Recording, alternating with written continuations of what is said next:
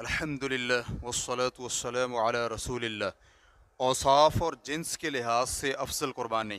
सवाल किए गए हैं, कुर्बानी के जानवरों में अफसल क्या है, ऊँट, बकरा या गाय? अल-जवाब बिअौनिल्लाहि सुब्हानहु व तआला। जिन्स के एतबार से सबसे अफसल ऊँट, उसके बाद गाय। अगर मुकम्मल यानी एक ही शख्स कुर्बानी करने की हालत में ये अफसल होगी। इसके बाद बकरा, मेंढा वगैरह, इसके बाद ऊँट में हिस्सा डालना और इसके बाद गाय में हिस्सा डालना। और सिफ़ात के एतबार से सबसे अफसल कुर्बानी वो है जो खूबसूरत, मोटी ताज़ी, गोश्त में ज़्यादा और तामुल खिलकत हो।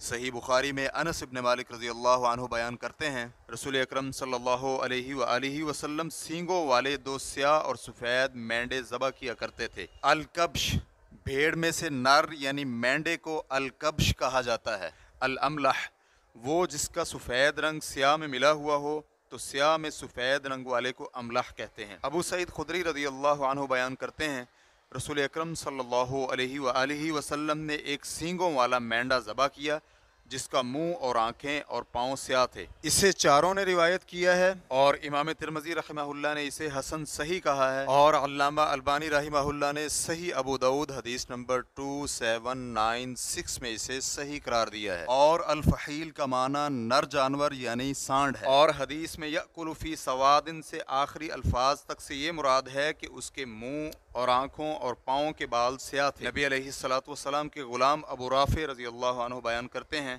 रसूल अकरम सल्लल्लाहु अलैहि वसल्लम जब कुर्बानी करते तो दो मोटे ताज़े मेंढे खरीदते और एक रिवायत में है कि खस्सी मेंढे खरीदते। इसे इमाम अहमद रहमहुल्लाह ने मुस्नद अहमद में रिवायत किया है और अल्लामा अलबानी रहमहुल्लाह ने सही इब्न माजा में सही करार दिया है।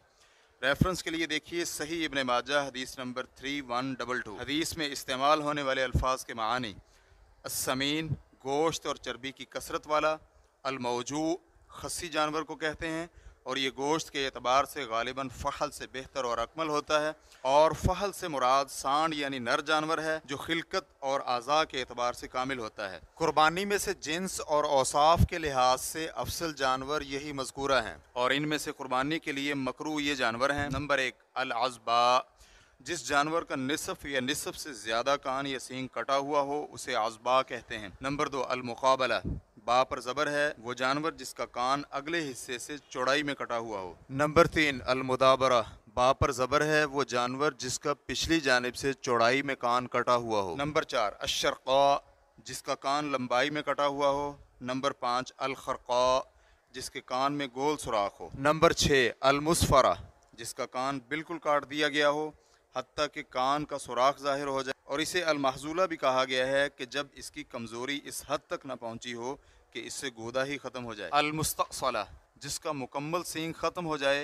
नंबर 8, अल-बख़्क़ा, कानी आँख वाला वो जानवर जिसकी आँख तो सही हालत में ही रहे लेकिन उसकी नज़र जाती रहे। नंबर 9, अल-मुशय्या, वो जानवर जो कमज़ोरी की बिना पर रेवड़ के साथ न चल सके और उसे रेवड़ के साथ मिलाने के लिए हाँकना पड़े। या मुशद्ददा पर ज़ेर भी पड़ी जा सकती है और इस हालत में इसका माना होगा कि जो कमज़ोरी की बिना पर रेवड़ से पीछे रह जाए तो वो मुशय्या की तरह होगी। ये वो मकरूहात हैं जिनके बारे में अहादीस में नहीं पाई जाती है कि जिन जानवरों में ये ऐब पाए जाते हों उनकी कुर्बानी करने से मना किया गया है या फिर इससे इज्तनाब करने का हुक्म दिया गया है। और इसे कराहत पर इसलिए महमूल किया गया है कि इस हदीस और बरा बिन आज़िब रज़ी अल्लाह अन्हु की हदीस में जमा और तत्बीक हो सके।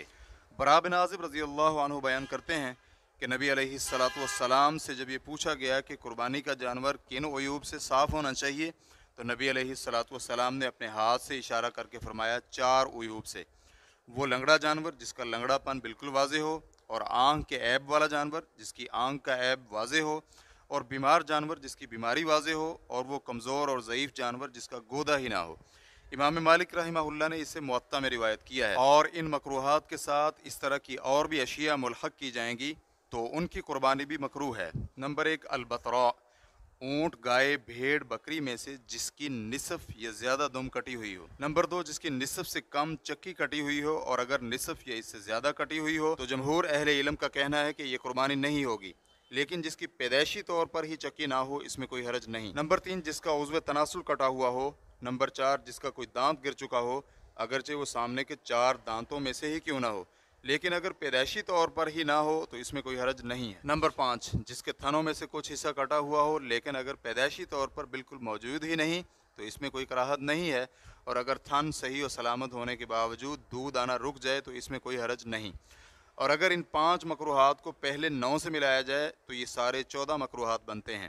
ریفرنس کے لیے دیکھیے احکام الاضحیۃ والزکاہ الشیخ محمد بن صالح العثیمین، واللہ تعالی اعلم۔